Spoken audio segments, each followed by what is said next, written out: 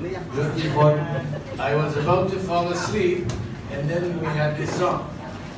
อาจารย์กำลังจะล่วงหลับไปแล้วพอดีมีเพลงนี้ออซิมกัน excellent so now that we're all awake เราตื่นกันแล้วทุกคนใช่ไหมครับ yeah. So we finished with the SWOT analysis. Now we want to talk about confronting the roadblocks to reality. ต่อไปเราจะเผชิญหน้ากับอุปสรรคบนเส้นทางนะครับสู่ความเป็นจริง Sometimes when we want to assess the reality, there are some things that stand in the way. บางครั้งเมื่อเราต้องการที่จะเผชิญหน้ากับความเป็นจริงก็จะมีอุปสรรคบางอย่างนะขวางหน้าเราอยู่ And we want to have a closer look at them. One of them is the acceptance with the status quo, satisfaction with the status quo. ครับก็เราจะต้องมาดูนะครับสถานการณ์ที่เขาเรียกว่าถึงจุดที่มันอิ่มตัวไม่ไปต่อแล้วนะเราต้องเอาชนะจุดนั้นให้ได้แล้วก็เดินต่อไปก็คือเราจะต้องเรียนรู้จากการที่จะยอมรับ Most of the time a leader is not satisfied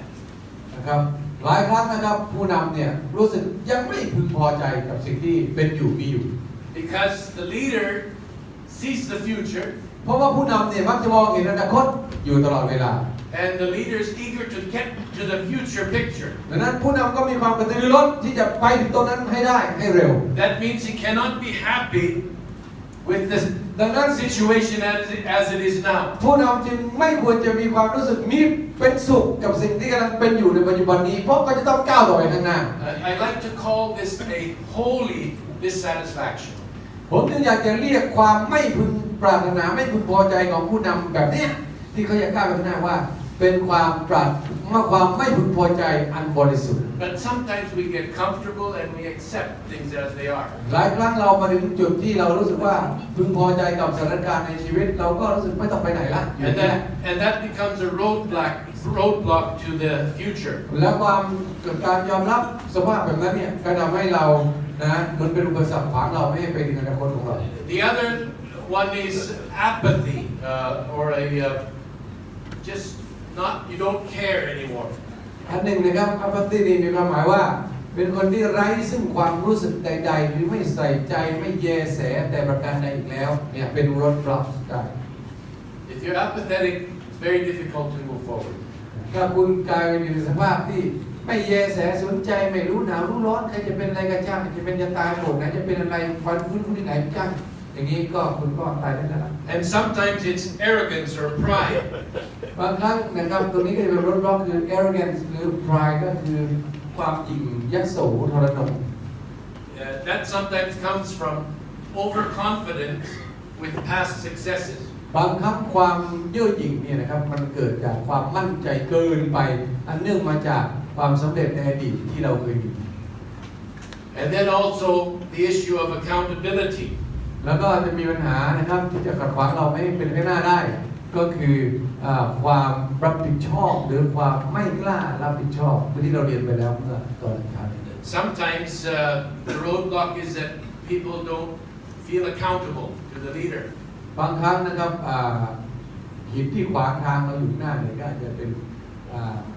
คนรู้สึกว่าไม่ค่อยพึงพอใจที่เราเป็นคนไม่ค่อยมีความรับผิดชอบ Or even that the leader themselves feels they don't have to give account to anyone. หรือแม้กระทั่งผู้นำเองก็มีความรู้สึกว่าไม่จำเป็นต้องรับผิดชอบอะไรมากมายกับคนที่เรากำลังนำอยู่อันนี้ก็เป็นอุปสรรคขัดขวางได้เหมือนกัน And sometimes it's absence. The leader's body is there, but his mind isn't there. ต่อไปนะครับ absence หมายถึงว่าบางทีเราไม่เอาใจใส่กับสิ่งที่เราทำอยู่นะตัวจะอยู่แต่ใจไม่ได้อยู่ตรงนั้นนะครับไม่ได้อยู่ในงานเลยอันนี้ก็เป็นท่าทีที่ทำให้ขวางเราทำให้เราไปต่อข้างหน้าไม่ได้ So these are some of the roadblocks to access to ที่เขียนมา assessing reality. ที่เขียนมาเนี่ยก็คือหินที่ขวางหน้าอยู่ทำให้เราไม่สามารถประเมินความเป็นจริงนะครับอย่าง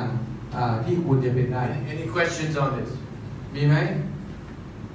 มีคำถามเกี่ยวกับสิ่งที่อาจารย์สอนมาได้ไหมครับ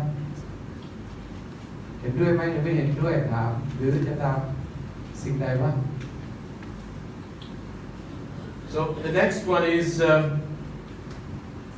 to imagine the possibilities. This is now as we are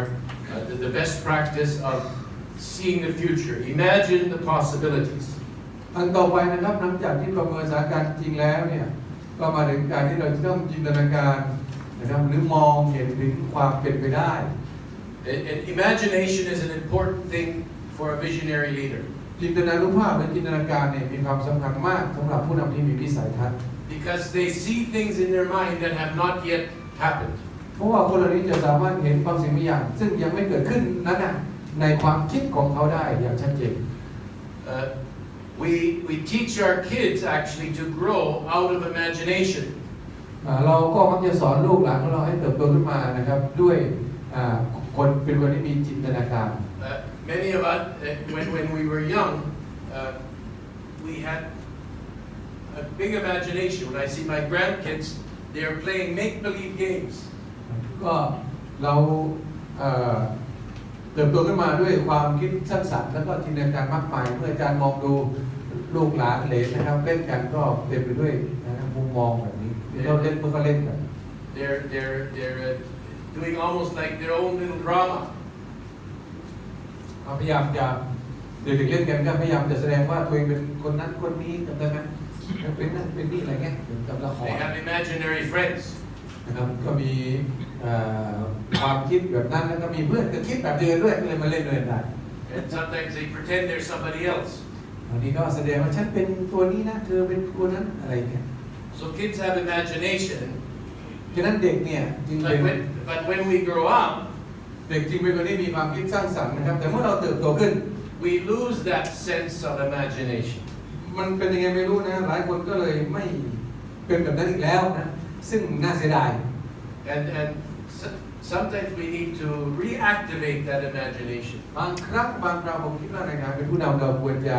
นะครับนำเอาความรู้สึกนั้นกลับมาอีกครั้งหนึ่งพวกเราจะเป็นคนที่พยายามจินตนาการคิดสร้างสรรค์นี่นั่นดู And so we need to slay the monsters that are keeping us from our future. จะต้องจัดการกับ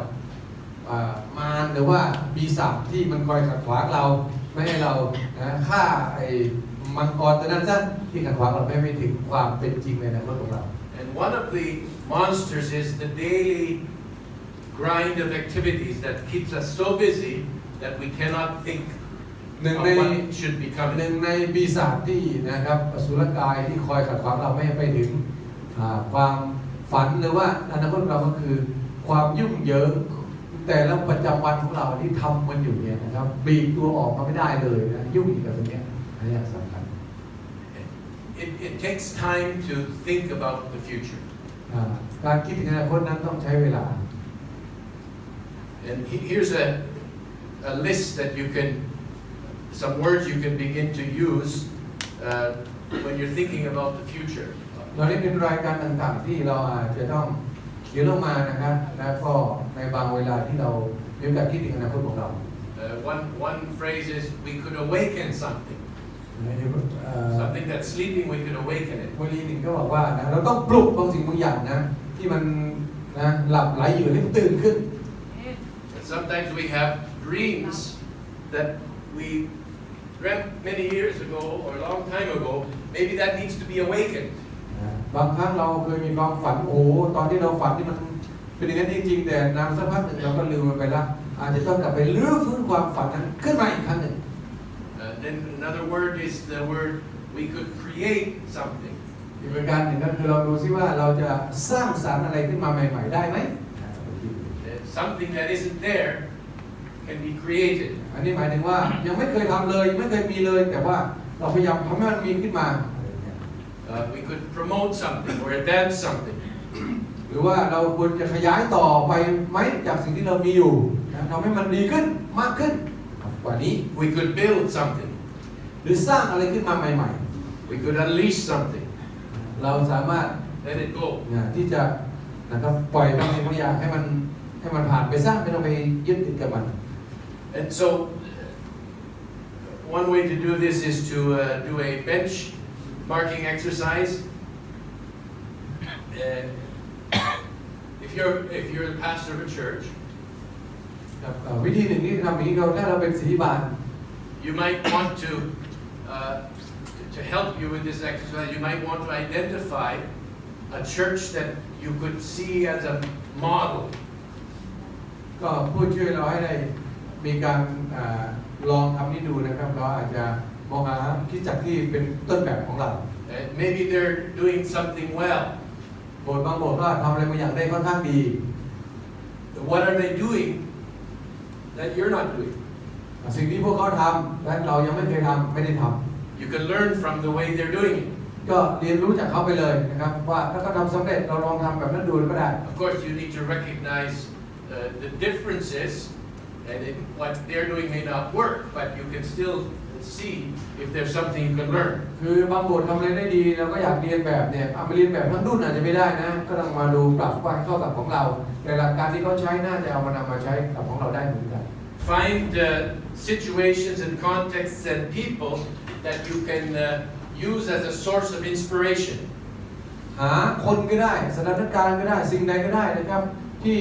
นะครับสามารถสร้างแรงบันดาลใจให้กับเราในการที่จะคิดมุ่งไปข้างหน้าได้ And then be aware of some of the possibility killers. There are things that want to shut our imagination ใน down. ขณะเดียวกันก็ต้องระมัดระวังว่าอาจจะมีบางสิ่งบางอย่างที่ทำให้ความฝันของเราดับวูบลงก็ได้นะฮะถ้าเราไม่ระวัง One of them we already talked about, fear of failure. ประการหนึ่งที่จะทำให้ความฝันของเราดับลงสูญสลายไปก็คือกลัวความล้มเหลวความกลัวการล้มเหลว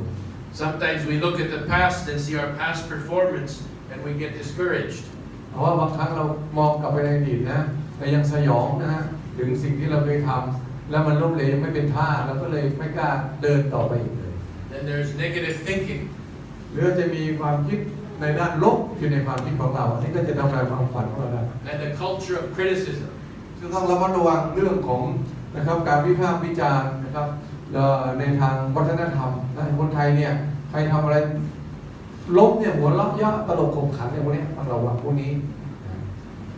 Just think for a moment, your context. ลองจินตนาการดูสักพักหนึ่งนะครับเกี่ยวกับเรื่องบริบทที่เราอาศัยอยู่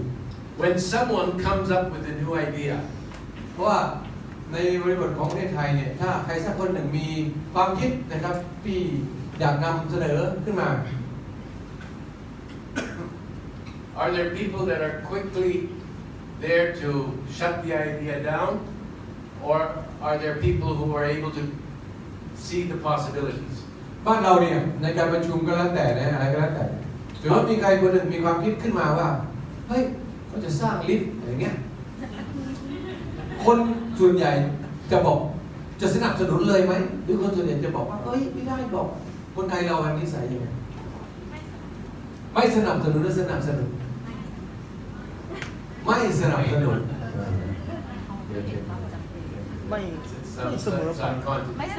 Some cultures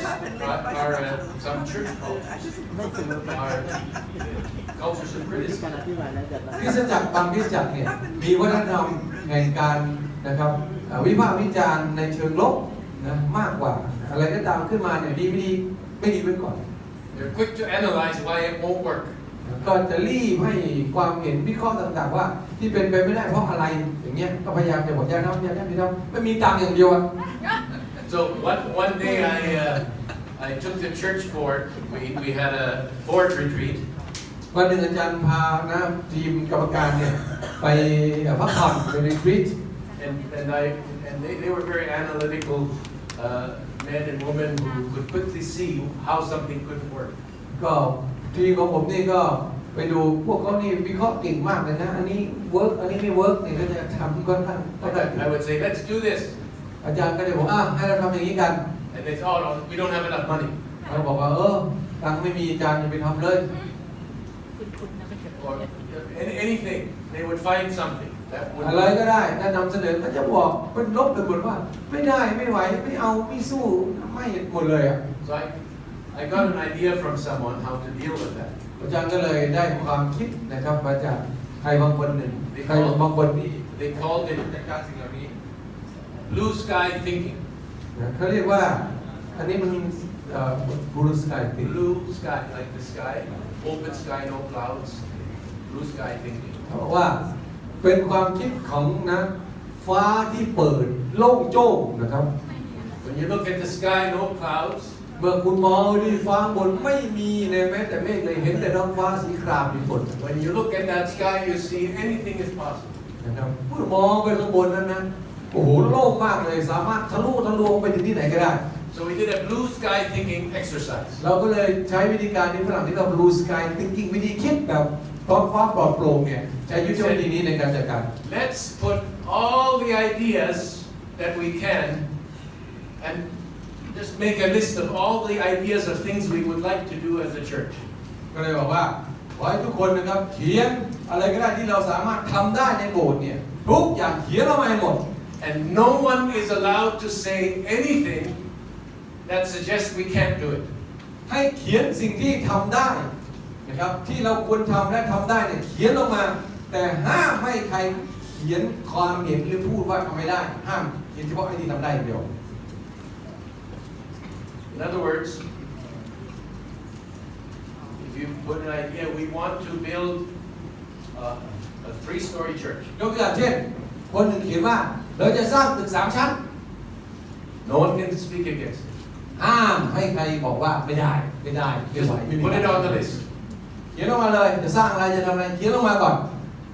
We want to do this program. We want to do that program. เราจะทำโปรแกรมนี้เราจะทำโปรแกรมนี้เขียนลงมา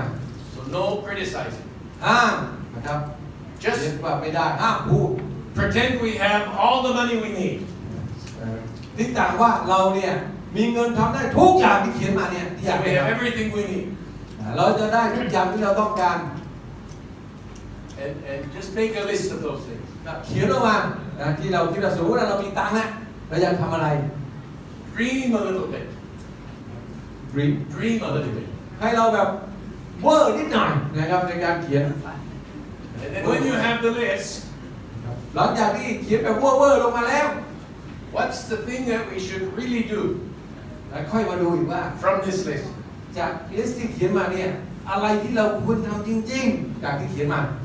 And so the board members began to, wow, this is fun. และกรรมการก็รู้สึก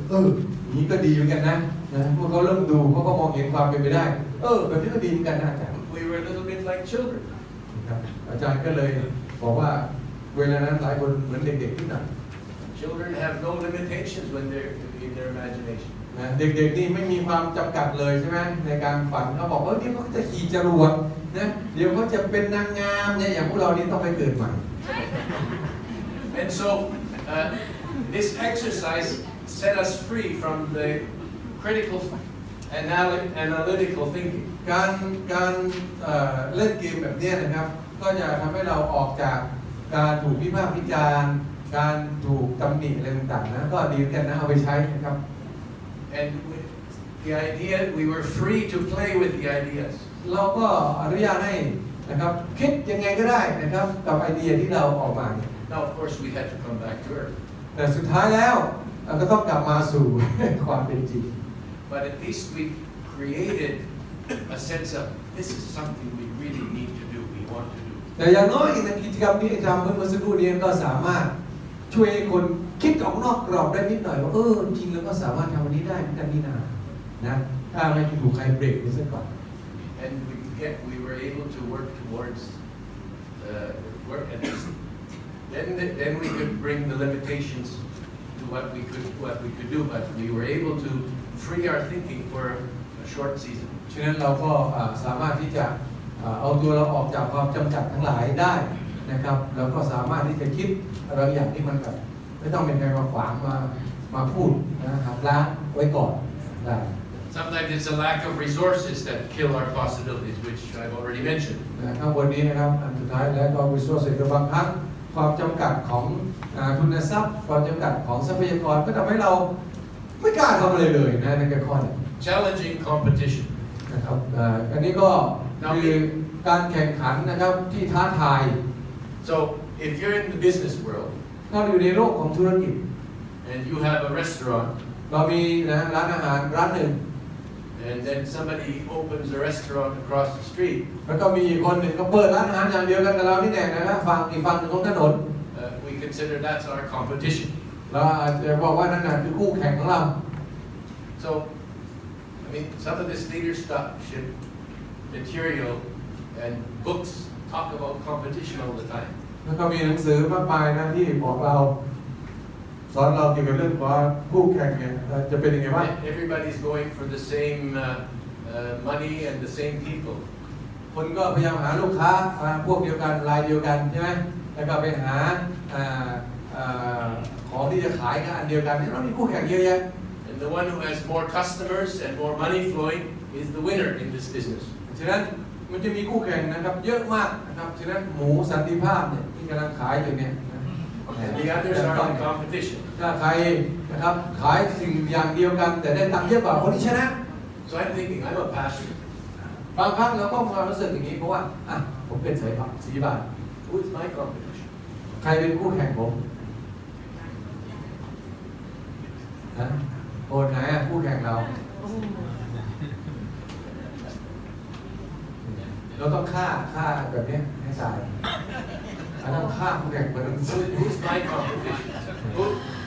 Your church. Who is your church's competition? โบสถ์เราตั้งอยู่ตรงไหนแล้วใครเป็นคู่แข่งของโบสถ์เราอย่างเราอยู่หนองแขมเนี่ยใครเป็นคู่แข่งของเราเทศนาธนบุรีฆ่าสิจะพิบาทเลย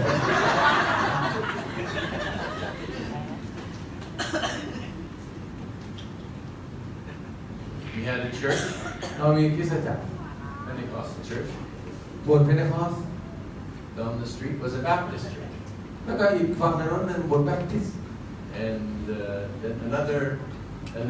independent ไม่ Pentecost. ไกลจากนั้นมีโบสถ์เพนเทคอสแบบโอ้โหไฟแลบเลยโบสถ์นั้น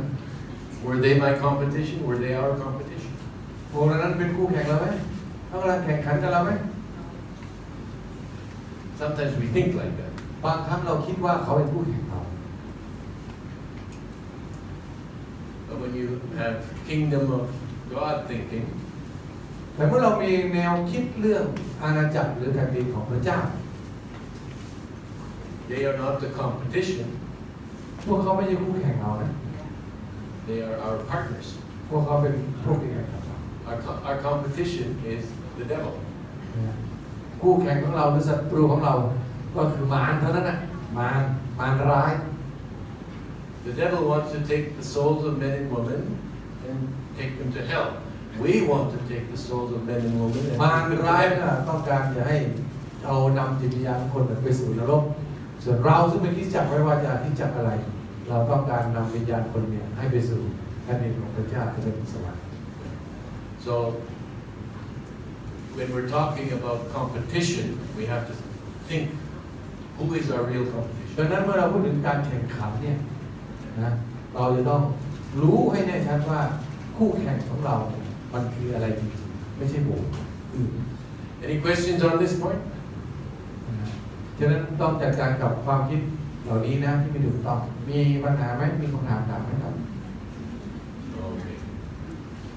We will quickly go through this. Determine your destination. ต่อไปเราจะไปถึงข้อที่3นะครับก็คือกำหนดนะครับจุดหมายปลายทางของเรา So set aside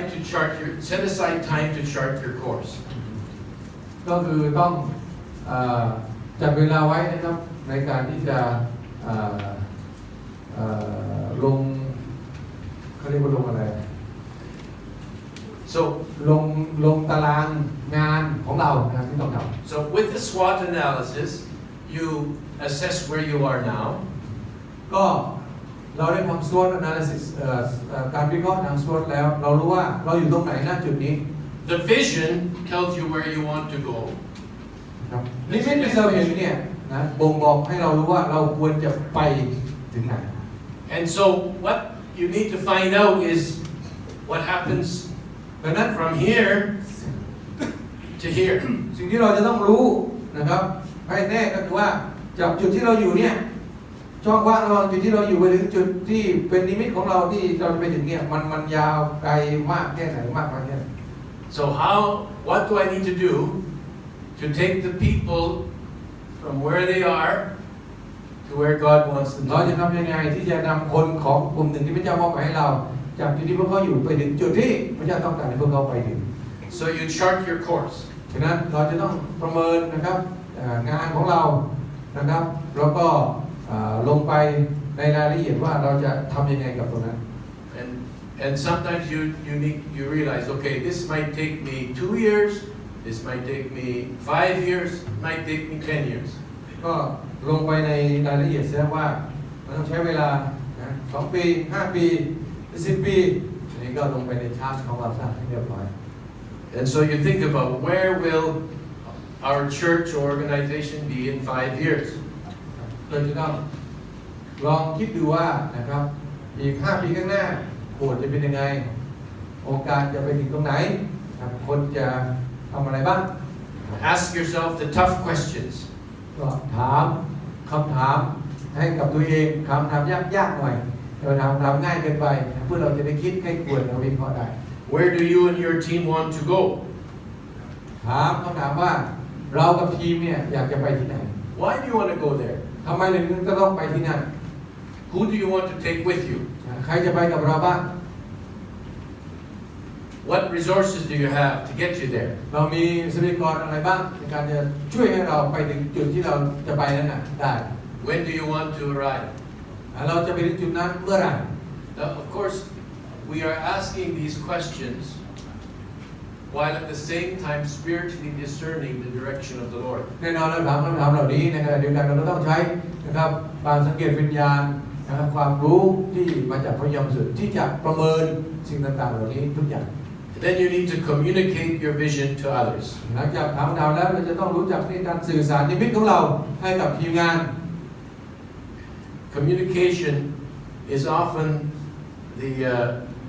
the thing that keeps if you fail to communicate that to your people, you will not be able to bring them with you. ถ้าเราสื่อสารกับทีมงานของเราไม่ดีมันเป็นการยากที่จะทำให้เขาไปกับเราได้ฉะนั้นอย่าลืมนะครับเดือนมกราจะมีการสื่อสารอย่างสร้างสรรค์สัมมนาในเดือนมกราเราจะมีพี่ก่อนเป็นฝรั่ง So take a few moments to answer these questions. What is the current reality in your church? What picture do you have of the future? And how well have you communicated that to those who are looking to you for leadership? ใช้เวลาสักครู่ในการตอบคำถามเหล่านี้ข้อที่หนึ่งคือนะครับอะไรคือสถานการณ์ณปัจจุบันนี้นะครับของคริสตจักรของเราหรือขององค์การของเราประการที่สองนะครับคุณมีภาพอะไรนะครับภาพของอนาคตที่คุณเห็นตอนนี้คืออะไรบ้างประการที่สามก็คือแต่จะพูดผมก็ยังพูดพิเศษ These are not questions you can answer right now. คุณจะดำเนินการสื่อสารอย่างสร้างสรรค์ได้อย่างไรนะครับในการนำของคุณแต่ว่านี่ไม่ใช่คำถามที่เราจะตอบอย่างละเอียดในเวลานี้ But I would encourage you to take these questions แต่อาจารย์อยากจะให้เราเอาคำสั่งเหล่านี้ go back to your church กลับไปที่โบสถ์ or your organization, wherever you are ห leading. รือว่าที่ไหนก็ได้ที่เราเป็นผู้นำ Do the SWOT analysis. แล้วก็เอาคำถามนี้ไปทำนะครับการวิเคราะห์ที่เราเรียกว่า SWOT Get a sense of your future. นะครับในความเข้าใจถึงอนาคตที่จะถึง What is the future that God is giving you in your heart, the vision? ก็คิดถึงนะครับนึกถึงอนาคตซึ่งพระเจ้าได้เก็บใส่ไว้ในใจนะครับในนิมิตของเรา Chart your course and see how you can communicate that with people that are ลง looking ราย for ละเอียด you. นะครับในสิ่งที่เราจะต้องพบต้องเจอต้องคิดต้องได้ควรอะไรทุกอย่าง So, any questions on that? Do you see it? Maybe we'll just have a general. I'll just ask a couple of general questions. What problems do you see, or what challenges do you see in this using this process? Do you have any questions on that? Right? Is there ที่ some? อา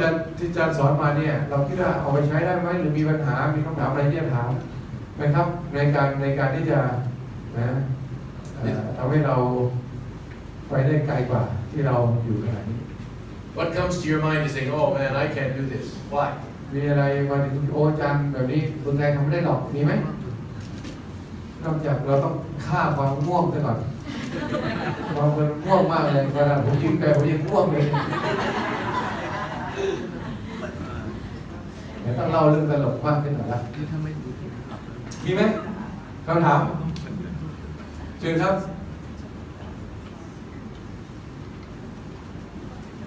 Okay, I think we're ready for the next session. เข้าใจว่าเรายังโอเคอยู่นะครับอาจารย์จะสอนต่อไป So what is the leaders? We're moving now to the next section. เราจะไป But before we do it, what is the leader's greatest asset?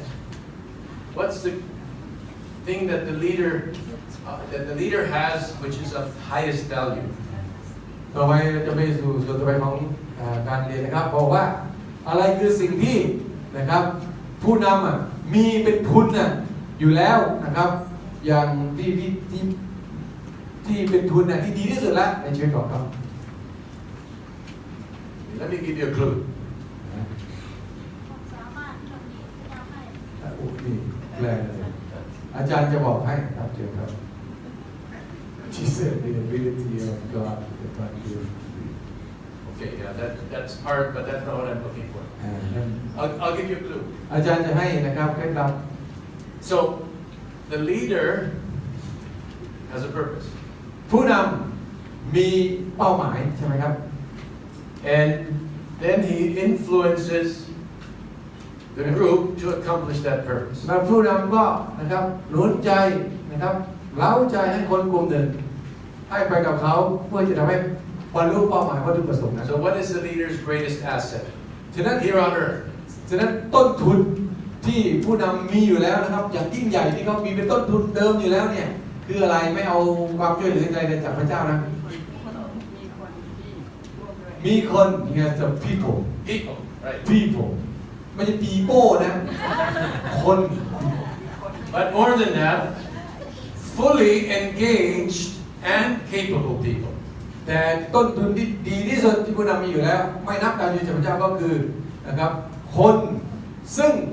มีความสามารถที่พร้อมจะร่วมด้วยช่วยกันนะร่วมชีวิตไปกับเขานั่นแหละสำคัญที่สุด He's not here now. He was playing the guitar before. อาจารย์เป้ถูกพระเจ้ารับ He asked the question yesterday. อาจารย์เป้มีคำถาม Oh, you're in the back. เมื่อวาน You asked the question yesterday. อาจารย์เป้ถามคำถามเมื่อวานว่าอาจารย์เป้ดูไปแล้ว This section is for you. นี่แหละตอบคำถามของอาจารย์เป้ทั้งหมดคือคำถามเมื่อวานทำให้เราต้องเรียนยาวขึ้นในอาจารย์เป้เนี่ยเป็นอย่างนี้นะ So listen carefully. จำได้ไหมบางคนพอได้บอกครับจะไปแต่ไม่ไป Okay. Engage and develop others. นะครับการเข้ามีส่วนร่วมนะครับแล้วก็การพัฒนาคนอื่นดูนะ We need the sound. ขอเสียงหน่อย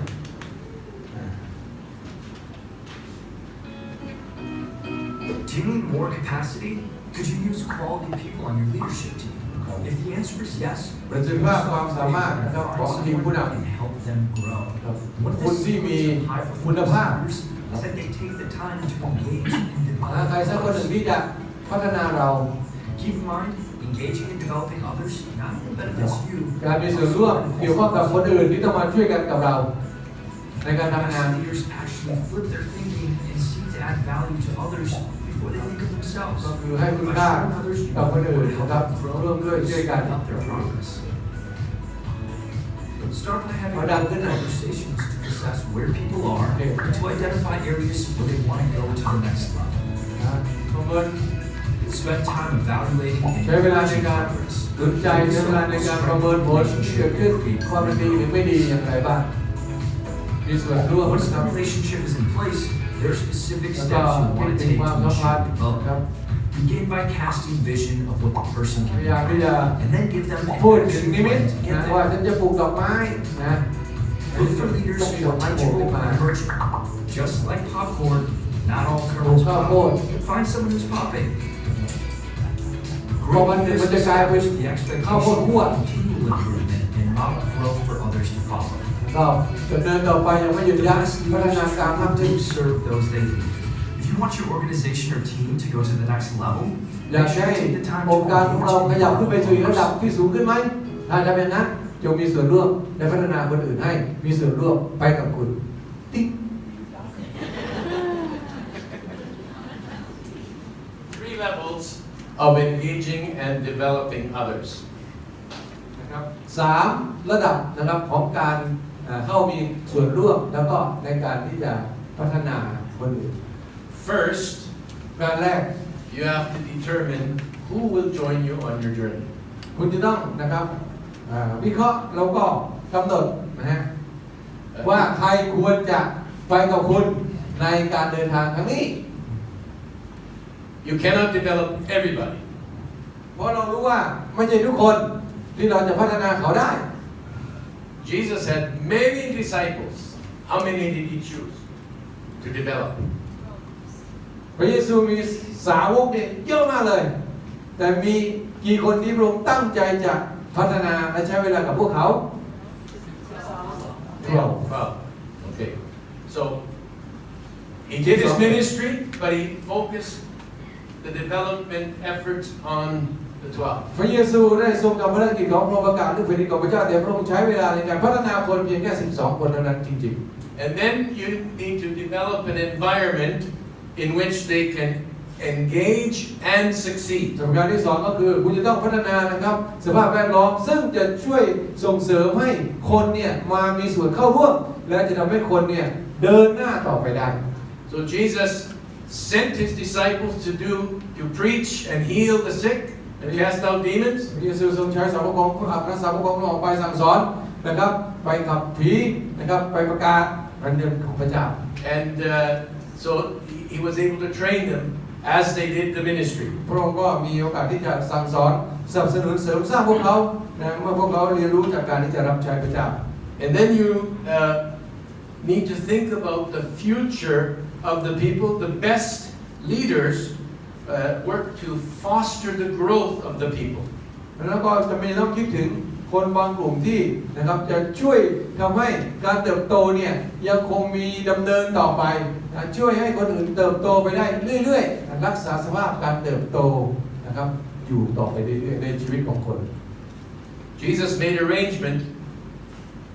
in his teaching that when he was gone, they could continue the work. พระเยซูได้ทรงพูดกับสาวกว่าเมื่อพระองค์ไปแล้วงานของพระองค์ก็ยังคงจะสามารถดำเนินต่อไปได้ So here's a question for you. What are the characteristics of fully engaged people? What does someone who is fully engaged look like? ต่อไปนี้นะจะให้เราคิดถึงว่าอะไรคือลักษณะนะครับของคนที่พร้อมนะครับในการที่จะร่วมนะครับหัวจมท้ายกับเรา So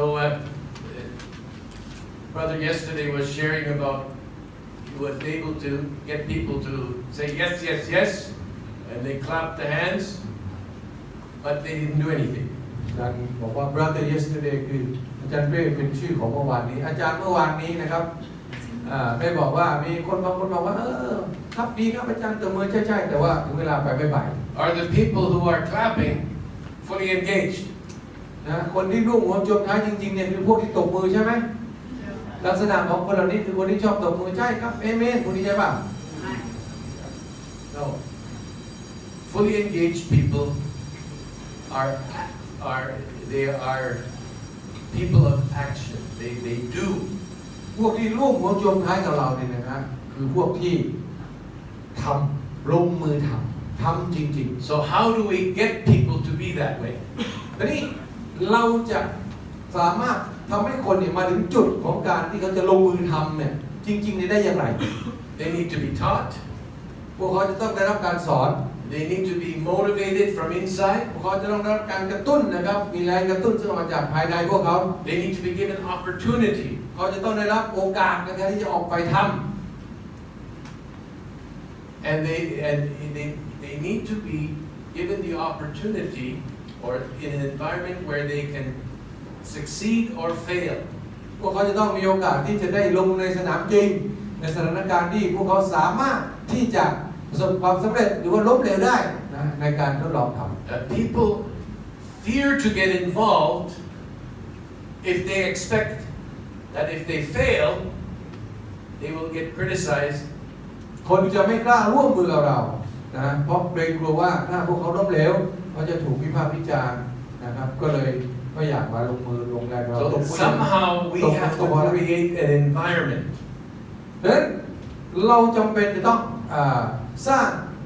บรรยากาศที่ทำให้คนรู้ว่าผิดพลาดไม่เป็นไร Where it's okay to make a mistake. ก็คือทำอะไรล้มเหลวไม่เป็นไรสร้างบรรยากาศ Where correction happens, but you're not shut down or criticized. ถ้ามีการที่จะประเมินแล้วก็เขาจะมั่นใจได้ว่าเขาไม่ถูกนะครับซ้ำเติมหรือว่าไม่ถูกตำหนิติเตียนมาก So fully engaged people นั้นคนที่พร้อมที่จะมีส่วนร่วมอย่างเต็มที่เนี่ย are people who are active in working with the leader to accomplish the purpose. ก็คือบุคคลเหล่านั้นนะซึ่งจะเป็นบุคคลที่ตั้งใจจริงๆในการจะร่วมมือกับผู้นำเพื่อจะทำให้ภารกิจที่เรามอบหมายนั้นสำเร็จ Now, somewhere in your journey of life, อยู่บนเส้นทางนะครับแผนการดำเนินชีวิตในการรับใช้ของเราเนี่ยณจุดหนึ่งเนี่ย you can probably think of a time when you were fully engaged. นะครับเราน่าจะจำได้ว่ามีบางช่วงที่เราเต็มที่จริงๆกับการรับใช้ Why could you be fully engaged? Why? What were the conditions? Why could you be fully engaged? เมื่อเราคิดถึงการทุ่มเทอย่างสุดๆของเราที่ผ่านมาเนี่ยทำไมมันถึงทำให้เราทำอย่างนั้นหรือเป็นอย่างนั้นได้จำได้ไหมอะไรทำให้เราในอดีตที่เรารับใช้พระเจ้าเราทุ่มเทสุดๆแล้วเราจำได้อะไรทำให้เราเป็นอย่างนั้น What were the conditions that enabled you to be excited and do something? มีเงื่อนไขหรือสภาพแวดล้อมใดๆที่ส่งเสริมให้เราโขนสุดๆกับพระเจ้าเลยตอนนั้นนะจำได้อยู่อะไร Give an example. ให้ตัวอย่างสิจำได้ไหมอะไรที่มันเคยตื่นเต้น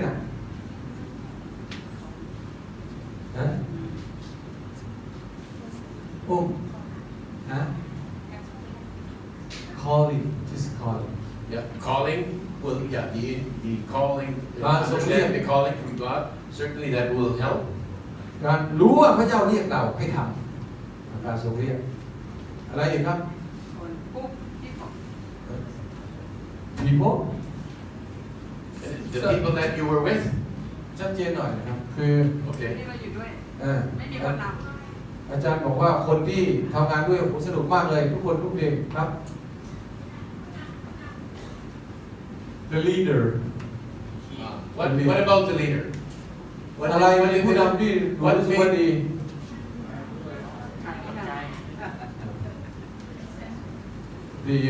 ผู้นำไปด้วย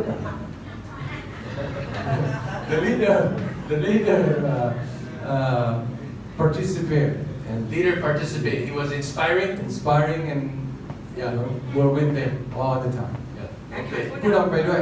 ขาดผู้นำนะ นะ ขาดผู้น ขาดผู้นำนี่เข้ามาเหรอ ำขาดผู้นำก็เลยทำให้เราต้องลุกขึ้นอีกมันไม่มีคนแรก So it's a lack of leader but because of that you turn it opposite way no leader did she rose up and did all Okay.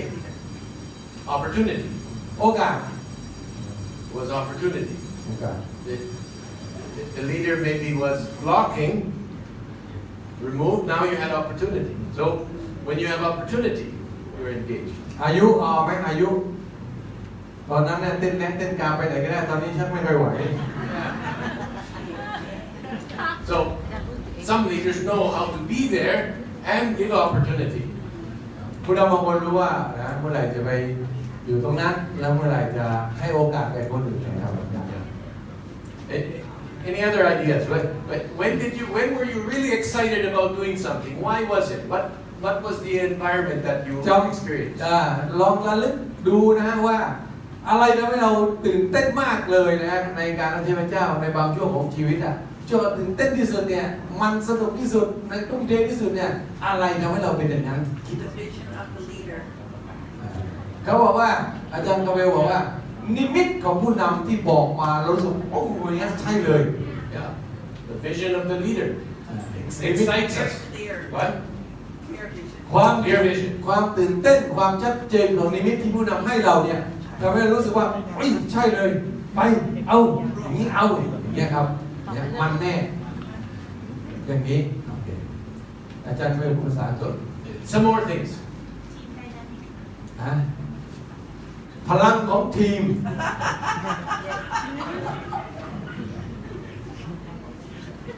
เอาอะไร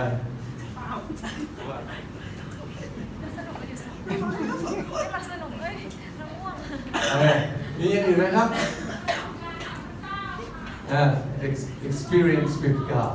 Experience with God. Yes, of course. ประสบอ่ะโอ้สรุปก็กลายเป็นสรุปแล้วเดี๋ยวนี้นะเดี๋ยวผมจะสรุป So if you can think of the times when you were excited and fully engaged, think of what allowed you to be that way, then create that same environment. คืออาจารย์กำลังให้เราระลึกซึ่งเราเป็นผู้นำใช่ไหมอาจารย์ให้เราระลึกว่าเฮ้ยตอนนั้นเราเคยรับใช้พระเจ้าทุกเกสุดๆเนี่ยอะไรทำให้เราเป็นแบบนั้นสถานการณ์อะไรนะโอกาสอะไรพยายามทำแบบนั้นให้เกิดขึ้นกับคนที่เรานำตอนเนี้ยแล้วเขาจะเต็มที่กับเราได้เหมือนกับที่เราเคยเป็นนั่นแหละแต่เราจำไม่ได้เลยอ่ะ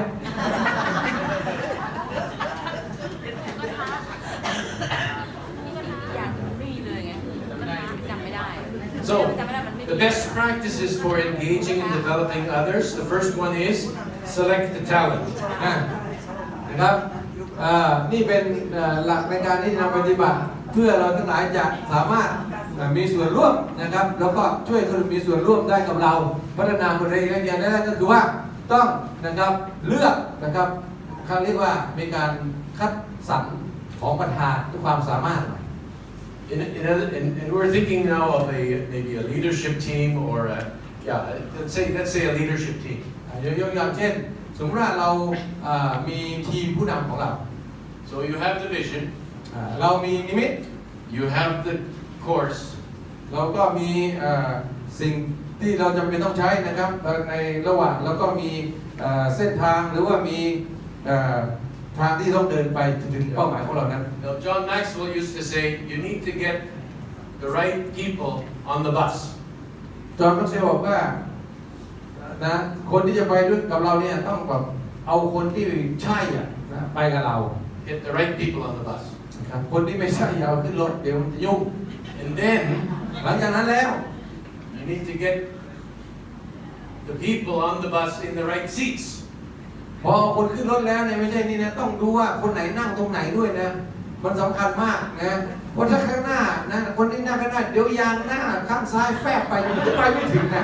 แล้วถ้านั่งไงมันบาลานซ์กัน So how do you pick the right people? ตอนนี้เราจะเลือกคัดสรรเลือกสรรคนที่มันใช่คนที่มันถูกต้องคนที่เหมาะคนที่ควรเนี่ยเราจะเลือกยังไง The first question is the question of character. คำถามแรกเลยที่ต้องถามนะครับเป็นคำถามเกี่ยวกับเรื่องของบุคลิกภาพตัวตนที่แท้จริงของคนคนนั้น I have learned the hard way นะผมได้เรียนรู้เกี่ยวกับเรื่อง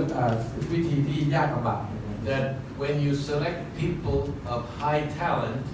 but little character, ก็คือ it's a big problem. ปัญหาคือถ้าเราเอาคนที่นะเก่งมากๆแต่ความซื่อสัตย์นะหรือชีวิตของเขาไม่ค่อยดีเนี่ยต่อมามันจะสร้างปัญหาเยอะมาก Now, of course, when you're building a church, making disciples, you have to bring the people that come are the people that come. You don't have a choice. เมื่อเราสร้างโบสถ์ใช่ไหมทำคริสตจักรเราไม่สามารถเลือกได้ว่าจะเอาคนดีหรือคนไม่ดีเข้าโบสถ์นะคนดีไม่ดีซื่อสัตย์ไม่ซื่อสัตย์เข้าโบสถ์ก็ต้องต้อนรับหมดแหละนะโบสถ์เปิดว่าง But from among them, you choose people of character. แต่ว่า หลังจากนั้นแล้วถ้าจะเอามาเป็นทีมผู้นำเนี่ยไอ้คาแรคเตอร์เนี่ยมันหมายถึงคนที่ซื่อสัตย์รับผิดชอบนะครับคนที่ขยันขันแข็งรวมเนี่ยคาแรคเตอร์ดีอ่ะต้องคิดถึงคาแรคเตอร์อันเนี้ยก่อนจะเรื่องมาเป็นผู้นำ But then you also need to pick the people with the right skills for the right job. นอกจากนี้แล้วเราก็ยังต้องเลือกมาแล้วนะดูคาแรคเตอร์เขาแล้วนะครับแล้วก็ดูความสามารถแล้วก็ยังต้องจัดการให้เขารับใช้ตามขอประทานที่เหมาะสมกับเขาด้วย For instance, if you're looking for a worship leader ยกอย่างเช่นถ้าเรามองหาใครสักคนที่จะเป็นผู้นำนมัสการ and you found someone of excellent character, เราก็พบว่าโอ้คนนี้ชีวิตดีมากเลย loves to worship God, ชอบนมัสการพระเจ้า but he can't sing. แต่ร้องเพลงไม่ได้ร้องแล้วตกคีย์อย่างเงี้ยชีวิตดีมากเลยแต่ร้องเพลงตกคีย์เนี่ย He's okay to be on the bus, เขาไปกับเราได้นะครับโอเคไม่เป็นไร but don't put him in the worship leader seat. แต่ว่าอย่าให้เขาร้องเพลงเพราะเขาร้องเพลงเนี่ยวัวควายชาวบ้านหลุดหมดเลยเขาตกใจ And so on. You can, different people have different skills and talents. เมื่อเราต้องแยกแยะนะครับจำแนกคนนะครับตามขอประทานที่แตกต่างของพวกเขานะครับแล้วก็ใส่แต่ละคนลงไว้ให้ถูกต้องนะครับถูกที่ถูกเวลา So character is the most important,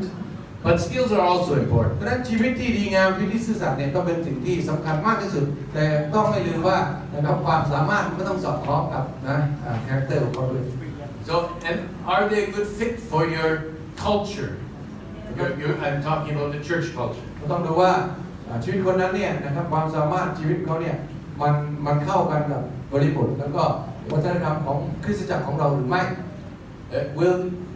Will you and the team enjoy working with them? แล้วก็ต้องดูว่าเขาสามารถเข้ากับคนอื่นทำงานกับคนอื่นได้ไหมมาแล้ววงแตกเนี่ยอย่าเอา So these are things that you think about when you're selecting your team. อันนี้ก็เป็นบางประการที่จะช่วยเราเวลาเราจะเลือกคนให้มาอยู่ในทีมของเรา And then you develop a profile. ดังนั้นก็พัฒนานะครับโปรไฟล์ Make it role specific. นะครับก็เราก็ต้องจัดลงมาในโปรไฟล์ของเรานะครับแล้วก็จัดการลงบทบาทที่เฉพาะเจาะจงของแต่ละคนลงไป Identify or write down the needed skills. ก็เขียนลงไปนะครับในสิ่งที่ความชำนาญทักษะที่เรามีอยู่และอะไรที่จำเป็นจะต้องมีก็เขียนลงไป Only consider people with matching values. ก็ต้องพิจารณานะครับคนซึ่งเขาเรียกว่ามีชีวิตที่สอดคล้องตรงกับค่านิยมหรือคุณค่านะครับหลักที่เรายึดไว้ให้มันได้มาตรฐานนะตามที่เราต้องการ So if your brother-in-law doesn't have those values, he doesn't fit. เช่นเขาอาจจะเป็นญาติเรานะเป็นพี่เขยเราแต่ว่าชีวิตเขาไม่มาแมทช์กับมาตรฐานนะครับของการเป็นผู้นำก็อย่าไปเอาความเป็นญาติเนี่ยเอาเข้ามาใส่นะต้องให้ได้ตามมาตรฐานตามคุณค่าที่เรากำหนดไว้ Look for the 4 E's: energy, enthusiasm, engagement, excellence. ก็หลังจากนั้นก็ดู 4 E's นี่นะครับ E ที่ 1ก็คือเป็นคนที่นะกระตือรือร้นนะขยันขันแข็งกระฉับกระเฉงขี้เกียจอย่าเอาข้างบนเต็มไปด้วยพลังนะอันที่ 2ก็มีความกระตือรือร้นอันที่ 3ก็คือทุ่มเทนะครับร่วมไม้ร่วมมืออันที่ 4ก็คือเป็นคนที่แบบสุดยอดนะเฉลียวฉลาดสุดยอดเต็มที่ So can you get words that have the same first letter in Thai? ป้าทุกอาจารย์บอกว่าฝรั่งเราชอบมี 4E อันนี้เราจะให้ภาษาไทยเป็นสีอะไรดีสีพอต้องคู่แล้วกัน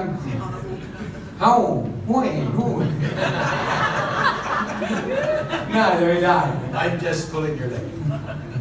อันแรกคือพลังอันที่ 2คือกระตือรือร้นนะกระฉับกระเฉงอันที่ 3ก็คือร่วมไม้ร่วมมือนะครับอันที่ 4ก็คือแบบคิดถึงแต่สิ่งที่ยอดเยี่ยมไม่ใช่แค่ทำ 30% เต็มที่สุดๆเนี่ยอาจจะเป็น 42ไม่รู้ใช้เวลาตอนนี้คิดไม่ออก So the next one is to energize the effort. นะครับ อันนี้เลือกความสามารถแล้วนะอันนั้นก็คือเขาเรียกอะไรอ่ะ So the เลือก energize effort ก็คือเสริมประสิทธิภาพเอาอย่างนี้ดีกว่า so เสริมประสิทธิภาพ you need to get people engaged with their head เราจะต้องให้คนเนี่ยร่วมมือกับเรานะในความคิดหัวของเขาเนี่ยต้องไปกับเรา head their heart ความรู้นะเป็นความรู้แล้วก็หัวใจของเขานะครับคืออารมณ์ความรู้สึกต้องไปกับเรา and their hands นะแล้วก็ความสามารถมือของเขาครับ head heart hands that's knowledge emotions and skills ความรู้นะครับอารมณ์ความรู้สึกแล้วก็ทักษะหรือความสามารถต้องร่วมกับเราทั้งหมด then you have the full engagement ถ้าเราได้ทั้ง3อันนี้นะครับ head heart hands เนี่ยเราก็จะสามารถได้ความร่วมมือเต็มที่นะครับจากเขา always look for signs of engagement นะพยายามมองหาสัญญาณของคนที่พร้อมจะลุยกับเรา complete we'll skip that one that's business for language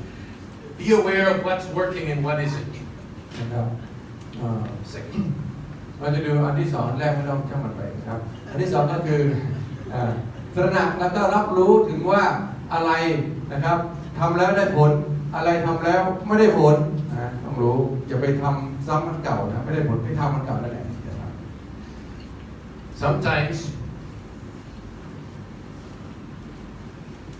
sometimes when you pay people a little bit more บางครั้งถ้าเราจ่ายเงินให้คนเยอะขึ้นอีกนิดนึง they will do better เขาจะทำให้เราได้ดีมากขึ้นกว่าเดิม but sometimes even if you pay them แต่บางครั้งแม้ว่า good จะ salary บางครั้งแม้ว่าจะให้เงินเดือนสูง it won't help ๆมันก็ยังทำให้เราไม่ดีเหมือนเดิม because there's other things in play เพราะว่า there are other issues มันมีประเด็นอื่นๆที่เกี่ยวข้องด้วย maybe their heart isn't in it บางทีใจเขาก็ไม่ได้อยู่กับเรา maybe they just don't have the skills หรือบางทีอาจจะไม่มีความสามารถพอ maybe they just don't have the information they need หรืออาจจะไม่มีข้อมูลเพียงพอว่าจะต้องทำยังไง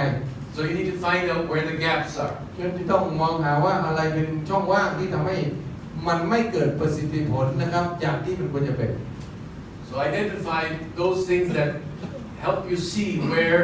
people are engaged and where they're not and fill the gaps ฉะนั้นก็พยายามวิเคราะห์นะครับแล้วก็พยายามจำแนกแยกแยะหาว่าอะไรคือปัญหาเล็กๆระหว่างช่องว่างเหล่านั้นก็พยายามแก้ไขสิ่งเหล่านั้น so tactics to keep people engaged one is a vision and some of you have mentioned this already แทคติกหนึ่งเนี่ยที่จะทำให้คนเนี่ยมีส่วนร่วมและเข้ามีส่วนร่วมกับเรา clear roles and expectations ก็คือนิมิตที่ชัดเจนอันแรกนะที่สองก็คือบทบาทที่ชัดเจนและความคาดหวังที่ชัดเจนนะครับจากเราที่มีกับเขา a passion for the work or the cause ประการที่สามก็คือความรักหรือความร้อนรนนะครับที่มีต่องานที่ได้รับมอบหมาย people need to believe in what the group is doing or what the church is doing they need to believe in it นะครับเราไม่เพียงแต่ทำงานแต่เราต้องเชื่อนะครับในงานที่เราทำด้วยว่ามันมีคุณค่านะครับคนจะต้องมาถึงจุดนั้นให้ได้ and people will always work better when they work in their strong areas work to their strengths so leverage the strengths ก็คือคนก็จะทำงานได้ดีมากขึ้นถ้าหากว่าเขาได้ทำงานในส่วนที่เขาทำได้ถนัดนะครับและเหมาะกับเขาจริงๆตามของทางตามธรรมชาติของเขา and measure progress นะครับแล้วก็ตรวจสอบความก้าวหน้านะครับของงานไปด้วย people need to know what the score is คนจำเป็นแล้วก็อยากจะรู้นะครับว่าตกลงเราไปไกลขนาดไหนแล้วนะครับเราได้กี่คะแนนแล้วคนก็อยากรู้ so what's your sport here soccer football yes yeah. so It's no fun playing if you don't know the score. คือมันจะไม่สนุกถ้าเราเล่นฟุตบอลนะครับเราแพ้ไปกี่ลูกแล้วอย่างเงี้ยเราแพ้14 15 17 ต่อ 4อย่างเงี้ยแล้วเราก็ไม่เอานับใหม่ก็ยังแพ้อยู่เนี่ยคือถ้าเล่นบอลเนี่ยถ้าเล่นบอลแล้วไม่นับลูกแพ้ลูกชนะเนี่ยมันไม่ดีไม่สนุกใช่ไหมเนี่ยอาจารย์บอกว่าคุณต้องวัดระยะหน่อยว่าตกลงคุณได้กี่ลูกแล้วSo even in church ministry, แม้กระทั่งในบริบทของคริสตจักร it's good to have a measure, something that you're measuring. ก็ยังต้องงานของโบสถ์เนี่ยก็ยังต้องสามารถวัดได้นะครับไม่ใช่วัดอะไรไม่ได้เลยนะครับบางอย่างต้องสามารถวัดได้ I was in a church in India this last week. อาทิตย์ที่แล้วอาจารย์อยู่ที่ประเทศอินเดียนะครับ The pastor was challenging his people. ศิริบาลอินเดียคนหนึ่งก็ท้าทายสมาชิกของเขา He said, "We want to break the 1,000 soul barrier." เขาบอกว่าโอ้เราจะนะครับนำคนเราอยากให้มีคนนำวิญญาณเนี่ย 1,000 คน We are at 700 now. เรามี 100 คนแล้ว700 คนแล้วตอนนี้ Every Sunday we need at least 1,000 people to attend our church. ทุกอาทิตย์เราอยากให้มีคน 1,000 คนนะครับมานมัสการนะครับมาโบสถ์ Now we are at 700. ตอนนี้เรามี700 คนแล้ว So he inspired and challenged the people. เราก็เลยหนุนใจนะครับแล้วก็ให้กำลังใจสมาชิกใหญ่ Invite your neighbors. แล้วบอกว่าเชิญเพื่อนบ้านของเรามาโบสถ์ Tell them the gospel. บอกเขานะถึงว่า Bring them to church. นะครับพาเข้ามาคริสตจักร So the people, when they heard that, they got engaged. คนก็มาเลยอยู่เฮ้ยเรามี700แล้วเดี๋ยวเราจะมี 1,000 คนก็รู้สึกดีทุกคนเลยอยากจะมีส่วนร่วมใหญ่ And they were not just clapping. I know that those people will actually go and bring others in because already they. มีคนตบผู้ใหญ่เลยนะครับโอ้เนี่ยวันนี้อาจารย์เป้พูดแต่ว่าในบริบทนั้นอาจารย์บอกว่าไม่ใช่แค่ตบคนนั้นแต่มีบางคนไปพาคนมาจริงๆ So if you give people something like a target, it helps. ถ้าหากว่าเราได้พูดชัดเจนว่ามีตัวเลขเท่าไหร่เราจะนำเท่าไหร่บางครั้งนะครับถ้ามันไม่เวอร์เกินไปเนี่ยสมาชิกก็รู้สึกเหมือนท้าทายและอยากมีส่วนร่วมมันวัดได้ And also consistent and constructive feedback. นะครับแล้วก็ต้องมีความต่อเนื่องนะครับคงเส้นคงวานะครับแล้วก็จะต้องมีฟีดแบ็กนะครับที่สร้างสรรค์นะครับกลับมา So feedback can be like this. นะครับฟีดแบ็กหรือสิ่งที่สะท้อนเวลาเราประเมินกลับมาอาจจะเป็นแบบนี้ได้ What you're doing is good. Keep doing it. เช่นสิ่งที่คุณทำดีแล้วทำต่อไปแบบนี้แหละผมชอบดี What you're doing is okay. Needs improvement. สิ่งที่คุณทำนั้นดีแล้วแต่นะครับเพิ่มอีกนิดนึงเนี่ยจะเจ๋วเลย What you're doing is not good. Stop it. หรือสิ่งที่คุณทำมันไม่ค่อยดีอย่าทำต่อ Feedback. ฟีดแบ็กแบบสร้างสรรค์นะทำให้มันดีขึ้นอ่ะที่มันก่อขึ้นนะไม่ใช่ Not criticism. ไม่ใช่สร้างสรรค์แบบชี้ทีเดียวคนเหี่ยวไปเลยเนี่ยไม่ไหว Criticism tears down. นะครับการวิพากษ์วิจารณ์นะครับการตำหนิเนี่ยทำให้คนเนี่ยโอ้โห And sometimes it gets personal. นะครับบางทีก็จะเป็นค่อนข้างเป็นเรื่องส่วนตัวมาก Focus on behavior นะครับซึ่งจะไปมองถึงเรื่องพฤติกรรมของคน and move towards continual improvement. แล้วก็เราต้องผ่านจุดนั้นแล้วก็มุ่งไปสู่นะครับการพัฒนาที่ดีขึ้น Frequent encouragement. นะครับก็ให้กำลังใจทีมของเราบ่อยๆ I know when I get encouragement, I get energized. ผมเนี่ยถ้าใครมาชมผมผมนี่เหมือนกับมีกำลังขึ้นเยอะเลย And I think most of us are like that. คิดว่าเราทุกคนก็เป็นเหมือนกัน So as a leader, be encouraging. ดังนั้นเป็นผู้นำหนุนใจคนอื่นบ่อยๆให้กำลังใจคนอื่นบ่อย Leadership that listens. ๆนะครับเราจะต้องนำนะแบบฟังคนอื่น Fuel energy with vision. จงเติมพลังนะครับของคุณนะครับด้วยนิมิต This is about casting vision. You cast vision one-on-one with people. การถ่ายทอดนิมิตเนี่ยมันเป็นการทำตัวต่อตัวนะครับกับคนอื่น Then you also say it in a group. แต่เราก็ยังสามารถที่จะแบ่งปันถ่ายทอดนิมิตกับคนเป็นกลุ่มก็ได้ Say it with stories. นะครับแล้วก็พูดกับพวกเขานะครับเล่าเป็นเรื่องเป็นราวนะครับให้พวกเขาฟัง Say it with pictures. แล้วก็ถ้าเขายังไม่เข้าใจเอาภาพให้เขาดูไว้เห็นภาพชัดเจนเลย Say it often. ถ้าพูดถึงนิมิตของเราเนี่ยบ่อยๆให้คนได้ยิน For people to catch a vision, they need to hear it at least 7 different times in different ways. สำหรับคนที่จะรับนิมิตจากของเราได้เนี่ยเขาจะต้องฟังถึง7 ครั้งนะฟังแบบนะ7 ครั้ง 7 วิธีนะในการถ่ายทอดเขาจึงจะจับได้ว่าเรานิมิตเราคืออะไร And then next month again, 7 times in different ways. เราเรียนต่อไปก็พูดอีก7 ครั้ง 7 วิธีนะ Keep going until you reach. ก็พูดถึงนิมิตบ่อยๆนะครับอยู่ตรงนั้นแหละอย่าให้มันดับไปนิมิตอ่ะใส่น้ำมันเชื้อเพลิงของนิมิตเข้าไปเรื่อยๆนะทำให้นิมิตของเราเนี่ยลุกอยู่ตลอดเวลา Say it with passion. พูดด้วยความกระตือรือร้น Okay, next point, foster growth. ประการต่อไปก็คือว่าเขาเรียกว่าอะไรเขาเรียกว่าทำให้การเติบโตเนี่ยคงอยู่ไปได้เรื่อยGrowth is crucial to success. ๆการเติบโตเนี่ยมีความจำเป็นอย่างยิ่งนะครับต่อความสำเร็จ It unleashes potential. ก็เราจะเป็นจะต้องปลดปล่อยนะครับศักยภาพออกไป And it creates competitive advantage. นะครับมันปลดปล่อยศักยภาพแล้วก็มันก็ยังสร้างก่อให้เกิดนะครับการเขาเรียกว่าอะไรประโยชน์นะครับหรือสิ่งที่จะได้ซึ่งเกิดมาจากการมุ่งมั่นแข่งขัน This is for the business world, but who is our competition? นี่เป็นอาจารย์เอามาจากโลกของธุรกิจนะครับแต่ถามพวกเราว่าสำหรับเราแล้วใครคือคู่แข่งของเรา Who's our competition? ใครมาร devil the devil The devil. So, if we want to have advantage over the devil, ถ้าเราอยากจะมีเอาชนะนะครับมารของเราได้ we have to grow, เราต้องเติบโตขึ้น both internally and numerically. เราจะต้องเติบโตขึ้นนะครับภายในของเรานะครับแล้วก็เติบโตขึ้นในจำนวนด้วย And so,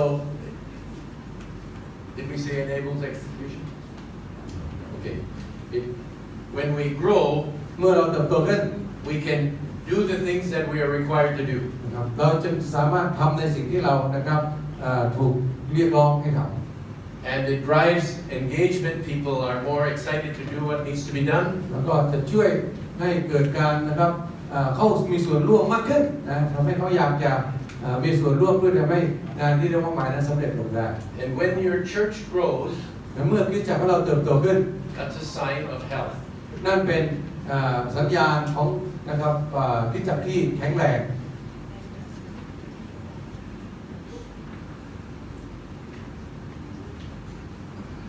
Cultivate an expectation for growth. เราจะต้องนะครับเพาะบ่มเพาะนะครับการความคาดหวังนะครับของความเจริญเติบโต So the pastor I told you about who said, let's break the 1,000 people barriers. He was cultivating an expectation for growth. นะครับที่เมื่อสักครู่นี้ที่อาจารย์พูดถึงชิบันอินเดียที่บอกว่ามี700 คนก็อยากจะมี 1,000 คนเนี่ยเขาก็เนี่ยนะครับเพราะความคาดหวังลงไปในชีวิตของสมาชิกแล้วก็คาดหวัง He communicated it. ใส่ความคาดหวังไปในชีวิตสมาชิกแล้วก็สื่อสารนะครับสิ่งนั้น They even made brochures. นะครับแล้วก็อาจารย์คนนี้ก็ไปทำนะครับโบรชัวร์มาเพื่อจะนำเสนอ Leverage the people's strength. Let people do the things that they can do in strength. ก็พยายามที่จะให้คนทำในสิ่งที่เขาทำได้นะครับอย่าไปมอบหมายอะไรที่คนทำไม่ได้เพราะมันจะทำมันไม่มีประโยชน์ And where people are missing some skills, find ways to train them. ถ้าหากเราคนของเราขาดทักษะบางประการก็หาวิธีในการที่จะเสริมสร้างเขาให้เขามีทักษะความชำนาญนั้นขึ้นมา Provide resources จัดเตรียมนะครับสิ่งจำเป็นที่จะทำให้เขา ต้องใช้ในการทำงาน Model growth and monitor progress นะครับก็วัดนะครับความเจริญเติบโตแล้วก็วัดความก้าวหน้านะครับ Encourage a growth mindset. I'm going very quickly here because there are some things we want to cover later, but I wanted to touch on these as well. แล้วก็พยายามที่จะลุ้นใจนะครับให้คนมีความคิดนะครับที่อยากจะเติบโตขึ้นนะครับอยากจะไปโน่นเพราะเวลาไล่มาและอยากจะจบหัวข้อนี้ So, in conclusion, ในบทสรุปนี้นะครับ can you remember a time when you were fully engaged? ยังจำได้ไหมที่อาจารย์ถามเมื่อสักครู่นี้นะครับตอนที่เราสุดๆกับพระเจ้านะครับตื่นเต้นมากกับพระเจ้าในการรับใช้ที่ผ่านมา What helped you be engaged? อะไรทำให้เราเนี่ยนะครับกลายเป็นคนที่เป็นแบบนั้นณเวลานั้นอะไรทำให้เรากระตือรือร้นขนาดนั้น And we've already had some of that discussion now. แล้วเราก็มีการพูดคุยกันนิดหน่อยเกี่ยวกับเรื่องนั้น Can we take the break 5 minutes early and come back 5 minutes early? คืออาจารย์ไม่อยากสอนครึ่งกลางฉะนั้นเหลือเวลา5 นาทีอาจารย์จะไม่สอนละอาจารย์จะให้เราไปแล้วพักแล้วกลับมาตรงเวลานะครับกลับมาก่อน5 นาที คือจริงๆแล้วเนี่ยเราต้องเลิกบ่าย 3 โมงตรงแต่อาจารย์ปล่อยเราบ่าย 2:55 นาทีตอนนั้นแล้วก่อนกลับเนี่ยแทนที่จะกลับมาบ่าย 3:15 ก็กลับมาบ่าย 30 นาทีตรงเวลาบ่าย 30 นาทีกลับมาที่